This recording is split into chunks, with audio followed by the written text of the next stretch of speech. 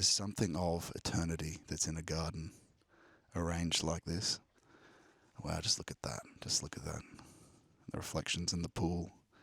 Wilderness in the background. Quiet. Gelassenheit, as Heidegger called it. Although it really isn't true Gelassenheit when it's pagan.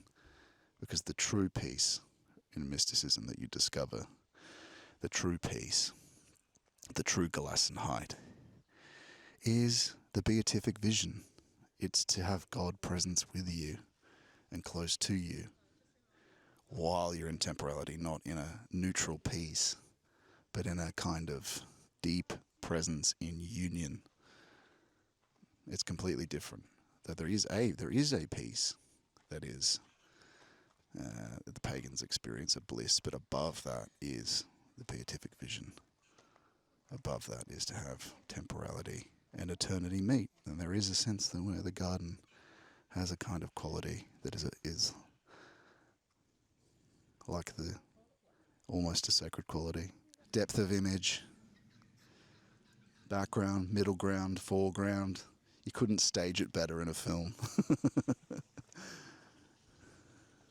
Some of the masters of staging in film, to get an idea of what I was talking about before actually, is look at Lawrence of Arabia. Is it David Lean, I think? The way he stages the different layers of the frame, from foreground to background.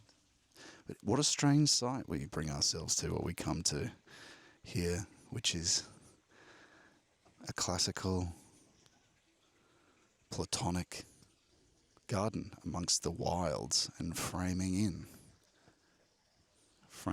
the rugged cliff sides of the Blue Mountains.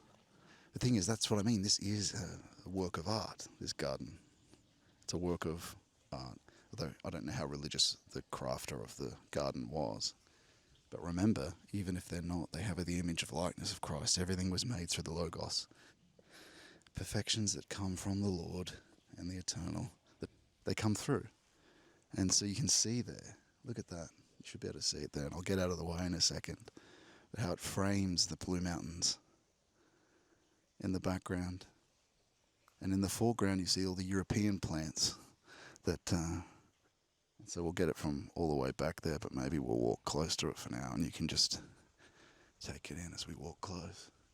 And maybe you can have a look at we'll come from here, the classical world to the rugged and brutal Australian landscape. And you can see this is what the country's like. So I never really had much of appreciation for its rugged beauty.